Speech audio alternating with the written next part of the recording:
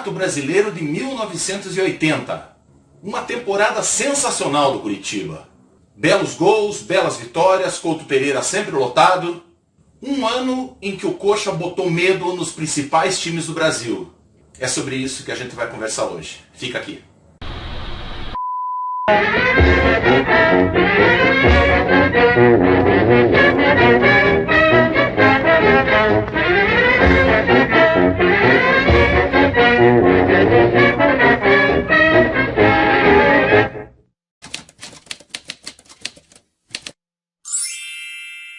Salve, salve, torcida Coxa Branca, os seguidores do canal do Grupo Helênicos aqui no YouTube, sejam bem-vindos.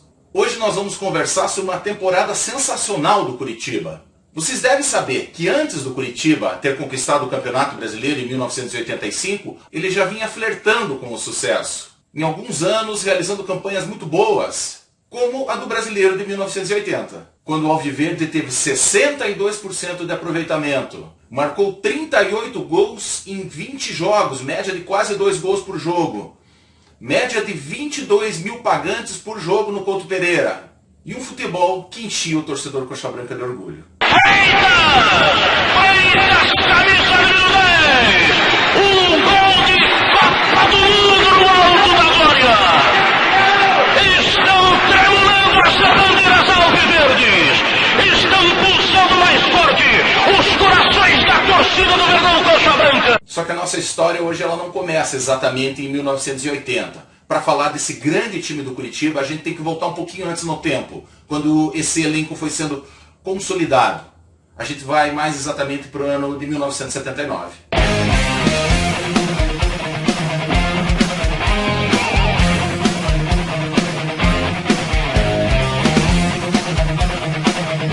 O Coxa entra no Brasileirão de 1979 poucos dias depois de ter se sagrado campeão paranaense, mas não teve muito tempo para muita festa não. Após a conquista, o técnico Enio Andrade do Curitiba acaba aceitando uma proposta do Internacional e vai embora para Porto Alegre e, pior, ainda leva junto o preparador físico Gilberto Tim. Para substituir Enio Andrade, o presidente Evangelino contrata um velho conhecido da torcida Coxa Branca, Elba de Pádua Lima, o Tim, campeoníssimo pelo Curitiba. Para muitos, o melhor técnico do Alviverde de todos os tempos.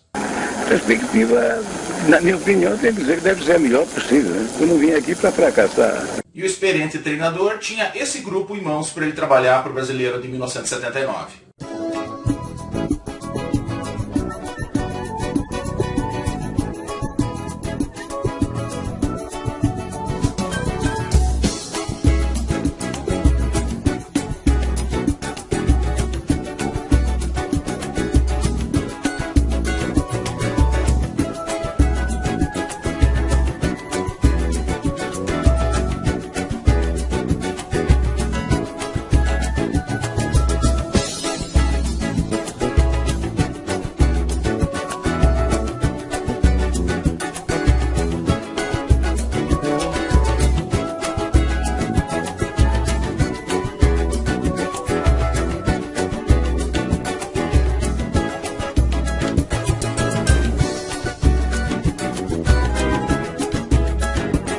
O Campeonato Brasileiro de 79 contou com um número recorde de times, 94 equipes participaram.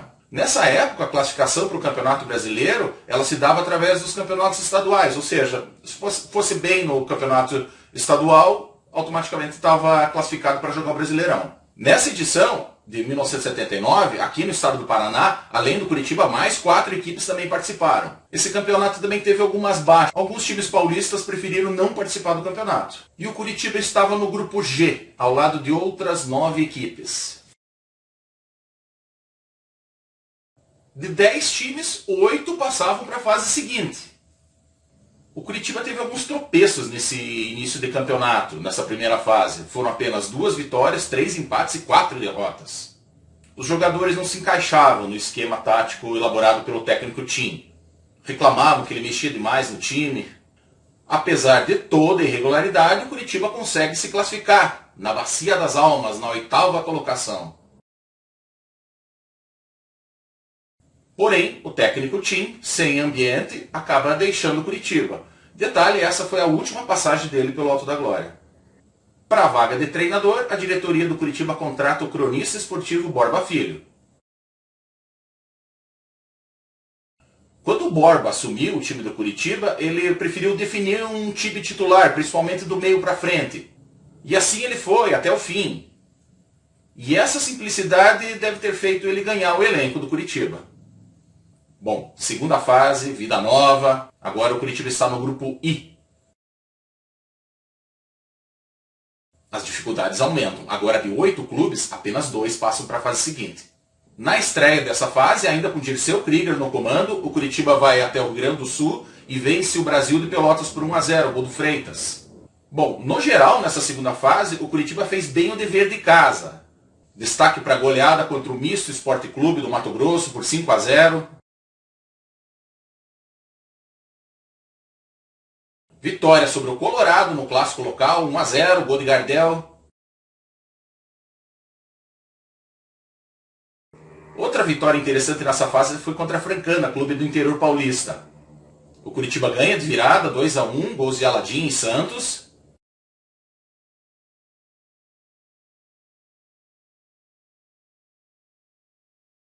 Só uma coisa, esse goleiro de bigode que vocês viram na foto é o Geninho, que era goleiro da Francana. Aliás, desse jogo ele acumulou as funções. Além de goleiro, ele foi o treinador também.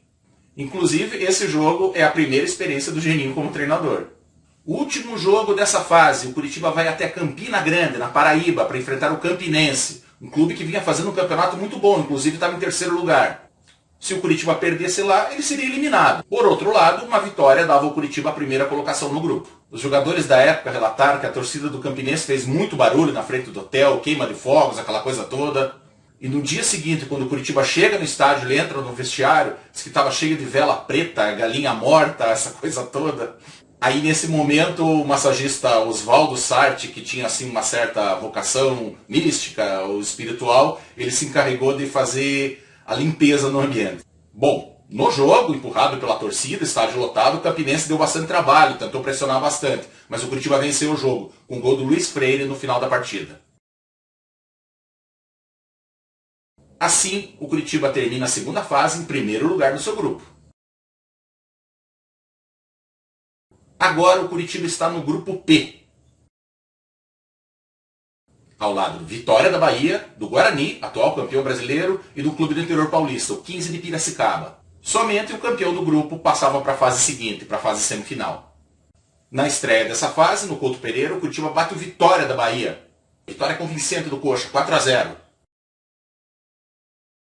Em seguida, o Curitiba vai até a Campinas enfrentar o Guarani no Brinco de Ouro da Princesa. Jogo dificílimo. O Coxa segura o empate 0-0 e permanece na liderança do grupo. Último jogo dessa fase. Só a vitória interessa para o Curitiba diante do 15 de Piracicaba no Couto Pereira. Uma tempestade cai sobre Curitiba na hora do jogo. O campo encharcado acaba favorecendo a retranca do time do interior de São Paulo. O gol salvador custa sair. Mas sai, com Toninho Moura, aos 30 do segundo tempo.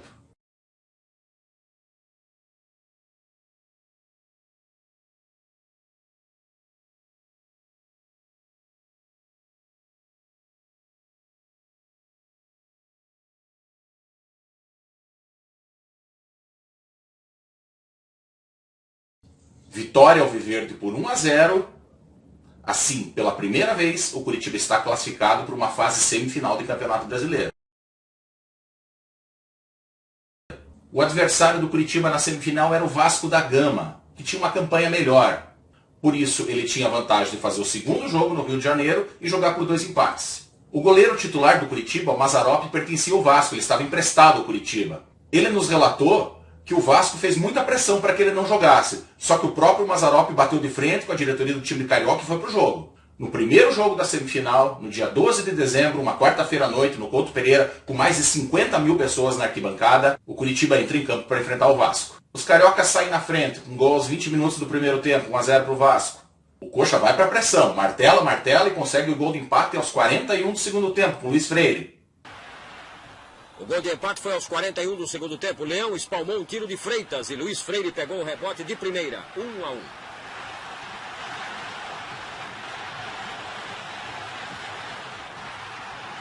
E o 1-1 foi o placar final da partida. Bom, agora Curitiba precisava vencer o Vasco lá no Maracanã para ir para a final. 16 de dezembro de 79, domingo à tarde, mais de 60 mil vascaínos na arquibancada e com Roberto Nunes Morgado, a Pantera Cor-de-Rosa no apito. O Curitiba iria ter uma tarefa para lá de difícil. No primeiro gol, Roberto lançou Paulinho, que entrou sozinho na frente de Mazzaropi. Um gol que pode dar o que falar. Paulinho deslocou o Mazzaropi com categoria. Um gol que pode dar o que falar? Coisa nenhuma, o cara estava bem impedido. O Curitiba vai para cima, empata aos 22 ainda do primeiro tempo, com Gardel, bonito gol de cabeça. O Curitiba, um time valente, chegou ao empate nesse centro de Aladim. Gardel subiu mais do que todo mundo e cabeceou certo no canto, 1-1.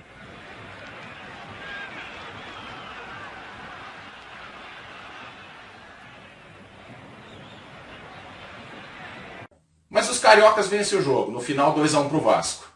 Assim, o Curitiba deixa o Campeonato Brasileiro de 79 na terceira colocação, a melhor colocação de um time paranaense até aquele momento no Campeonato Brasileiro. Bom, foi um campeonato bastante inchado, quase 100 clubes participando. Algumas equipes que aparentemente não tinham a mínima condição de jogar uma primeira divisão. E o Curitiba foi inteligente, soube aproveitar o regulamento, foi comendo pelas beiradas e conseguiu ir longe. No final desse ano, o presidente Evangelino, que já acumulava 12 anos consecutivos na presidência do Curitiba, resolve se candidatar a uma das vice-presidências da CBF. Neves não obtém êxito na sua candidatura lá no Rio de Janeiro, mas deixa o caminho livre para as eleições dentro do Curitiba. Assim, no dia 31 de janeiro de 1980, o engenheiro Amaury Cruz dos Santos é aclamado o novo presidente do Curitiba. Em seguida, a nova diretoria contrata Mário Juliato, novo técnico do Coxa. Mário Juliato era um treinador experiente, tinha no seu currículo passagens pelas categorias de base de São Paulo, outras equipes paulistas. Ele era muito didático, dizem até que carregava sempre 11 tampinhas de garrafa no bolso, para numa eventualidade fazer uma demonstração tática para os atletas, movimentação, etc. Agora sim, a gente pode falar do Brasileirão de 1980.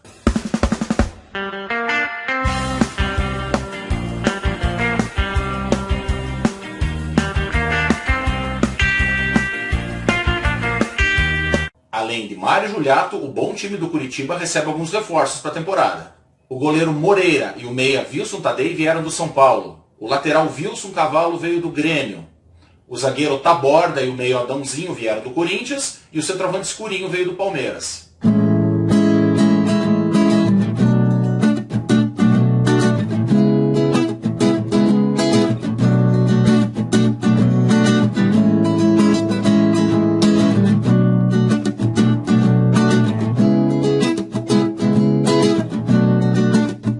Assim o Curitiba fica bem reforçado. A revista Placar informava que o goleiro Moreira, que chegava ao Curitiba, ele exercia outra atividade profissional também, além de ser jogador de futebol.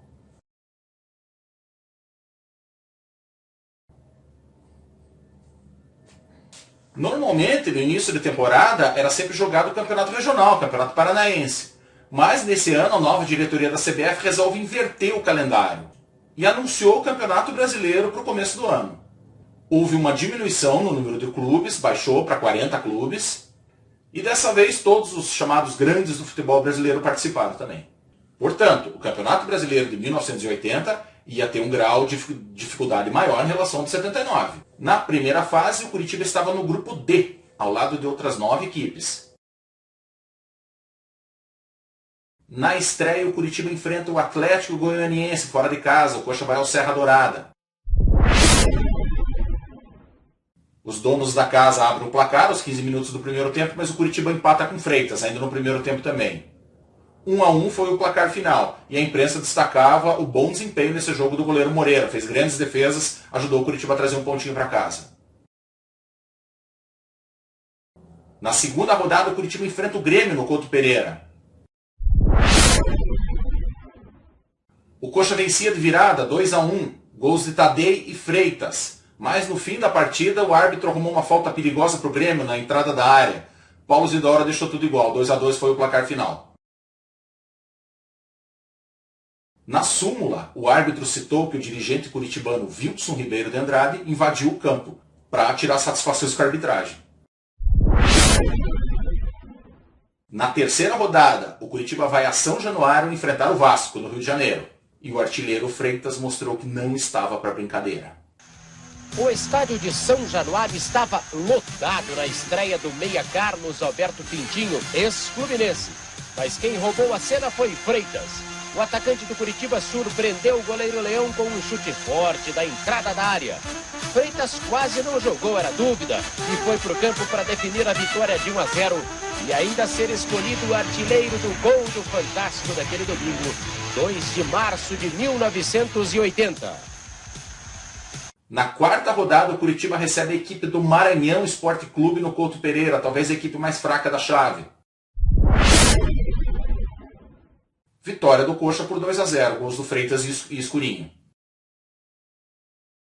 Na quinta rodada, o Curitiba vai ao Morumbi enfrentar o São Paulo, na capital paulista. O São Paulo, com um dispositivo legal no contrato, impede a escalação do goleiro Moreira. Assim, o veterano goleiro Célio, aos 40 anos, entra em campo para defender o Coxa. Foi um jogo maluco, com marcação de vários gols. No final, o São Paulo ganhou por 5-3. O zagueiro Duílio 2 vezes e o outro zagueiro Eduardo marcaram os gols do Curitiba. Sexta rodada, o Curitiba recebe o Gama do Distrito Federal no Couto Pereira. Sai perdendo por 1-0, mas vira o jogo. Gols de Escurinho e Santos. Sétima rodada, o Coxa recebe o Nacional de Manaus no Couto. Em noite inspirada do artilheiro Freitas, o Coxa ganha fácil, 3-0. Penúltima rodada da primeira fase, o Curitiba vai até Recife enfrentar o Santa Cruz.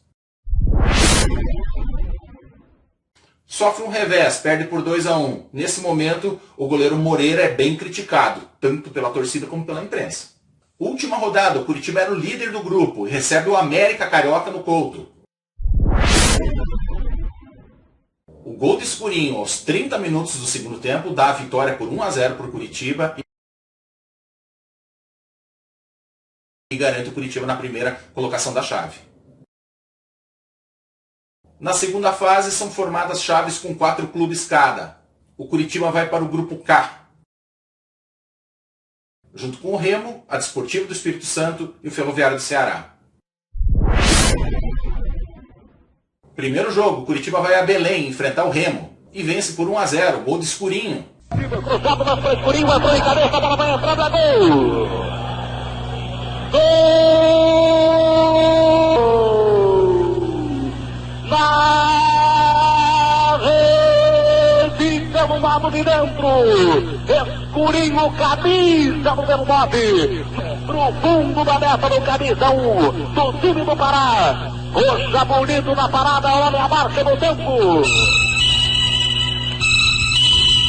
Quando eram decorridos 20 minutos do segundo tempo aqui em Belém do Pará, acima da expectativa. O Coxa lutando contra tudo e contra todos. Consegue a primeira fatura do jogo escuro. Escurinho de cabeça. Nossa, a camisa dele. No segundo jogo, ainda fora de casa, o Curitiba vai ao Espírito Santo enfrentar a Desportiva, empata 0-0. Agora a terceira rodada, o Curitiba recebe o Ferroviário do Ceará no Couto Pereira. Uma avalanche de gols para cima dos cearenses. Freitas marca 3 vezes, Escurinho marca 2 vezes e o Curitiba faz 7-1 neles. Quarto jogo, o Curitiba recebe o Remo no Couto. Vitória por 1-0 e Freitas, que vinha sendo chamado o artilheiro dos gols fantásticos, mais uma vez deixa sua marca. Luiz Freire cruzou da direita e Freitas, o artilheiro Freitas, completou de cabeça. Curitiba 1, Remo 0.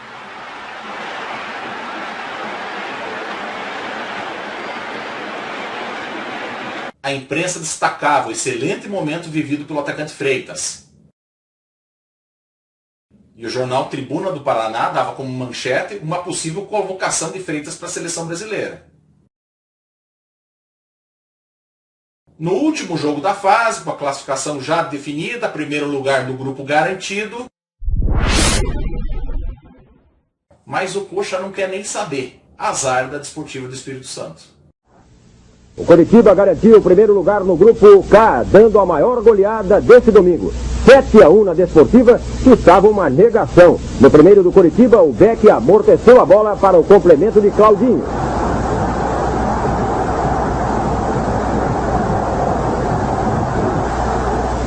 Depois da pausa para o gol da Desportiva, o Coritiba voltou a marcar. Quase todo o ataque tocou na bola, que acabou com Claudinho, que enfiou o pé. Coritiba 4-1.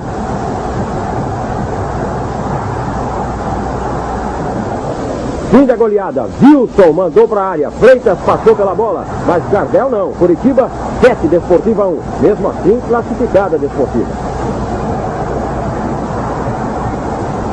Assim, o Coritiba termina a segunda fase também na liderança do seu grupo.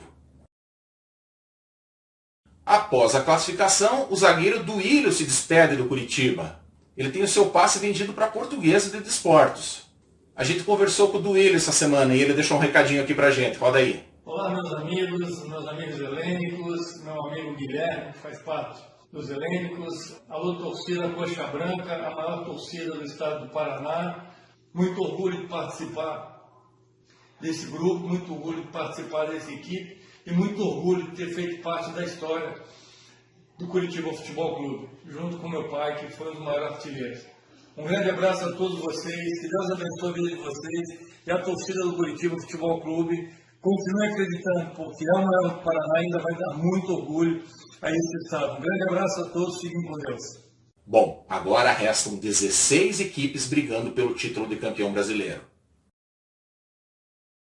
E o Curitiba vai para o grupo P, ao lado do Corinthians, do Grêmio e do Botafogo do Rio. Somente o campeão do grupo avança para a fase semifinal do campeonato. Com o Couto Pereira superlotado, o Curitiba estreia na terceira fase contra o Corinthians. Com um belo gol de fora da área do Wilson Tadei, Jairão, velho conhecido da torcida do Curitiba, nem viu por onde a bola passou. O Tadei experimentado ali, preparou, bateu pro gol!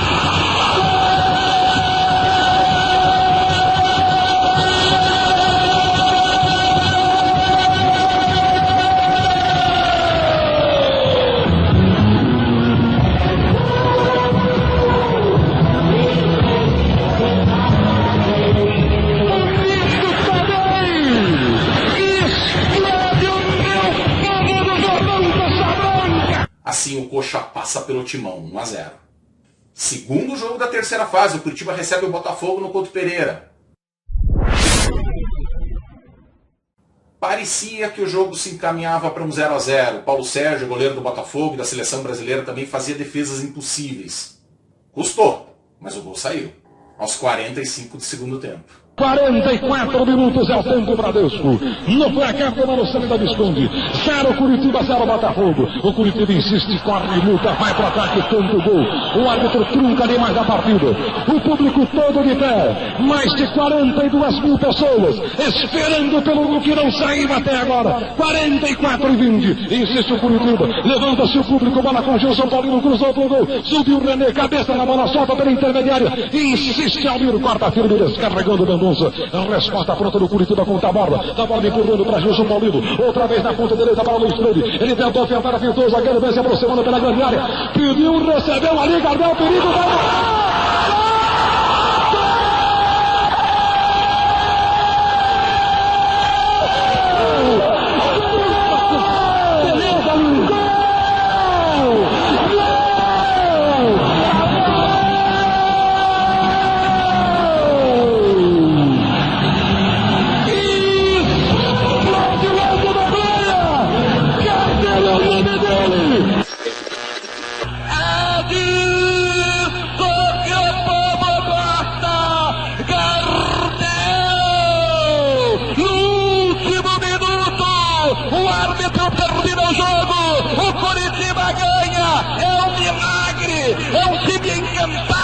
É um time com pinta de campeão. É o Coritiba que ganha o jogo. Os braços ficam erguidos aos céus. A esperança permaneceu. O público campeão. Gardel ajoelha no gramado. Agradece a divindade. Gardel aos 45 minutos. O gol salvador de Gardel praticamente garantiu o Curitiba na fase semifinal do Campeonato Brasileiro. Na última rodada, o Curitiba vai a Porto Alegre enfrentar o Grêmio. O empate servia. Aliás, só uma combinação muito ruim de resultados podia tirar a vaga do Curitiba. O Curitiba marca um gol com o Escurinho, mas o árbitro anula, marcando impedimento. Atenção, autorizado Gilson. Gardel, olha o Escurinho! Gol! O árbitro já marcava o impedimento de Escurinho. O Bandeira das Gerais sinalizou. Depois disso, Moreira falha e o Grêmio faz 1-0. Tarcísio. Goleiro Moreira soltou. Gol!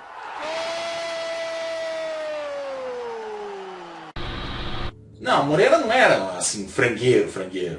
Era um goleiro que às vezes tomava assim, uns gols defensáveis. Mas em seguida começava a jogar pra caramba, pegar pra caramba, entendeu? Apesar da derrota por 1-0, quem faz a festa em Porto Alegre é a torcida do Coxa. Olha aí a torcida do Curitiba já festejando a classificação aqui no Estádio Olímpico. Mais uma vez, o Curitiba termina em primeiro lugar no seu grupo. Agora, na fase semifinal, o Curitiba vai encarar o Flamengo de Zico, enquanto o Atlético Mineiro vai jogar contra o Internacional. Como o Flamengo, no geral, fez 2 pontos a mais que o Curitiba, ele tinha vantagem nessa semifinal, de fazer o segundo jogo no Maracanã e jogar por 2 empates. Primeiro jogo da semifinal, Curitiba recebe o Flamengo com 60 mil pessoas nas arquibancadas do Couto. Para o nosso azar, o Zico resolveu acabar com esse jogo. Com 2 gols dele, um em cada tempo, o Flamengo vence o Curitiba por 2-0. O Flamengo foi a Curitiba e não tomou conhecimento do Curitiba nem da torcida paranaense. Ganhou de 2-0 e pode perder no Rio domingo até por 2 gols de diferença que irá à final. Grande jogada de Júnior no primeiro gol. Tabelou com Zico, driblou um zagueiro e tocou para Zico colocar no cantinho, na saída do goleiro. Veja. Zico marcou também o segundo gol. Adílio livrou-se de um zagueiro e passou a Zico, que ajeitou e chutou forte de fora. Para piorar, nessa partida o Curitiba perde o zagueiro Taborda, com uma distensão muscular, e perde também o seu artilheiro Freitas, que sofreu um deslocamento na clavícula. Agora, resta o Curitiba ir ao Maracanã e tentar vencer o Flamengo por 3 gols de diferença. No primeiro tempo, o Curitiba surpreende o Maracanã lotado com 87 mil flamenguistas. Aos 20 minutos, Tadei faz 1-0 para o Curitiba. Está sentindo dor na coxa, vamos examinar melhor lá no chão. É isso aí. Olha o ataque do Curitiba, chegada ali do Wilson Tadei, o gol do Curitiba! O camisa número 10, Wilson Tadei, aproveitando o cruzamento que veio da direita. A saída em falso do goleiro Raul. Aos 20 minutos, primeiro tempo de jogo. Aos 29 minutos, Aladim faz 2-0 para o Curitiba. Recebe de volta. Vai disputando a bola com o Andrade. Ainda Wilson Tadei, o autor do gol do Curitiba. Aí está Leonir. Abrindo o jogo na direita. O deslocamento de Escurinho. Bola passada para o Luiz Freire. Ele passa pelo Rodinelli. Na linha de fundo faz o cruzamento. A chegada do Aladim. Bateu de primeira. Gol!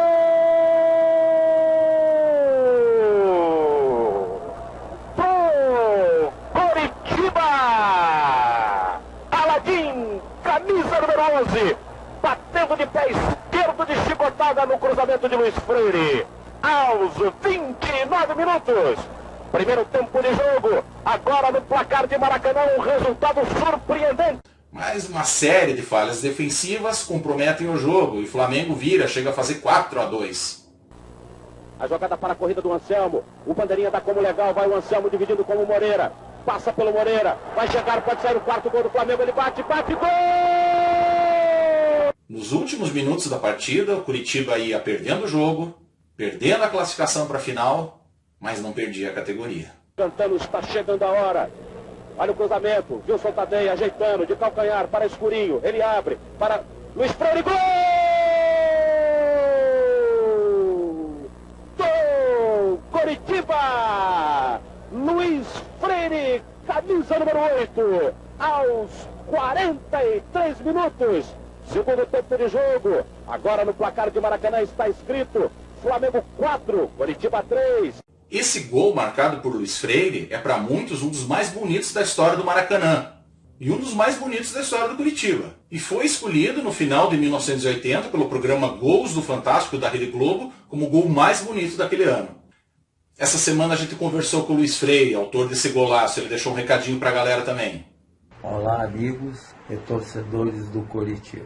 Graças a vocês, o gol que eu fiz pelo Coritiba contra o Flamengo no Maracanã foi escolhido o melhor. Agradeço a todos e o Coritiba sempre morou e vai morar no meu coração. Realmente seria uma tarefa muito difícil passar pelo Flamengo naquele tempo. Eles tinham uma verdadeira máquina de jogar futebol. Além do mais, eles tinham o Zico. Talvez naquele momento fosse o melhor jogador do mundo. Inclusive, eles viriam ser o campeão brasileiro desse ano. E no ano seguinte, com esse mesmo time, eles ganhariam também a Libertadores e o Mundial. Ao Coritiba restou a certeza do dever cumprido. Em alguns momentos chegou a encantar o Brasil com belas vitórias, belos golaços. Para a torcida coxa branca talvez tenha ficado o gosto de quero mais. Você que lembra bem desse campeonato, por favor, deixa nos comentários aqui embaixo a sua impressão, como que foi aquele campeonato para você. Quem gostou do nosso vídeo, por favor, dá um like. Quem ainda não é inscrito, por favor, inscreva-se no canal. Quem tiver alguma ideia, sugestão de pauta para o próximo programa, também pode deixar aqui embaixo nos comentários. Valeu, pessoal. A gente vai ficando por aqui. Um forte abraço a todos e até a próxima. Valeu!